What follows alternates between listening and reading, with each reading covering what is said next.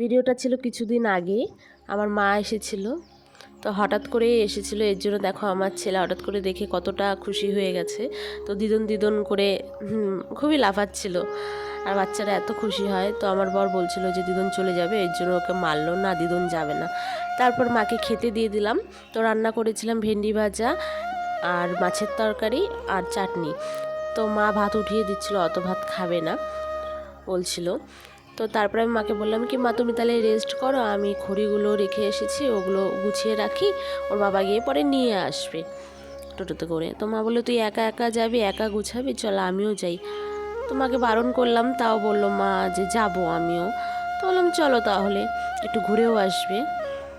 আর এই দেখো ভুট্টা ক্ষেতের পাশ দিয়ে যাচ্ছি, একটা ছোট নদী এখন পারবো। আর আমার ছেলে তো ও দিদন পেলে কাউকে লাগে না, আমাকে ভুলেই গেছে। দিদন আমাকে কোলে করে নিয়ে চলো, দিদনের হাত ছাড়ে না।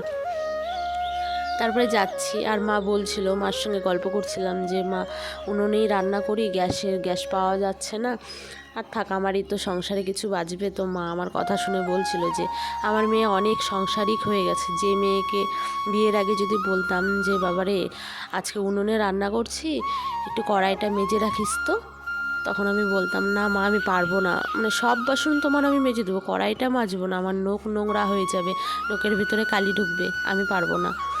ওই মেয়ে আজকে আমার এত সংসারিক হয়ে গেছে।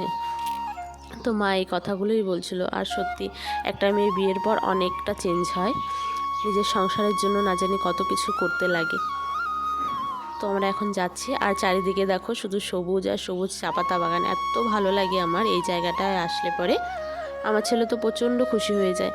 অ্যাকচুয়ালি সবসময় বাড়ির ভেতরে থাকে, এর জন্য হঠাৎ করে যদি বাইরে নিয়ে আসে ওকে, খুবই ভালো লাগে ওর, মানে বান্দা গরু ছাড়া পেলে আর কি যেমন হয়। তো যাচ্ছি। মা আমার সঙ্গে যাওয়াতে আমার অনেকটাই সাহায্য হয়েছিল, কারণ মা যাওয়াতে আমার হাতে হাতে করে দিচ্ছিল। তো মাকে আমি নাও করছিলাম যে মা করো না, আমি করছি। তো মা বলে তুই একা করতে পারবি, মা তো মাই হয়, মেয়ের কষ্ট দেখে কি আর চুপ করে বসে থাকতে পারে। তো মা আমার হাতের সঙ্গে করে দিচ্ছে, তো অনেকটাই তাড়াতাড়ি হয়ে গেছে। আর অনেকেই বলে যে আমার মা নাকি আমার মতন দেখতে, মানে সরি মার মতন আমি হয়েছি দেখতে। তো তোমাদেরও যদি এমন লাগে একটু কমেন্টে জানিও তো আমাকে, আমারও তাই মনে হয়। তো এখন খড়িগুলো আমার গোছানো হয়ে গেল, তো সেটা আর ভিডিও করা হয়নি। ওই পাশে যে টিনের ঘরটা দেখতে পাচ্ছ, ওটা হলো নার্সারি।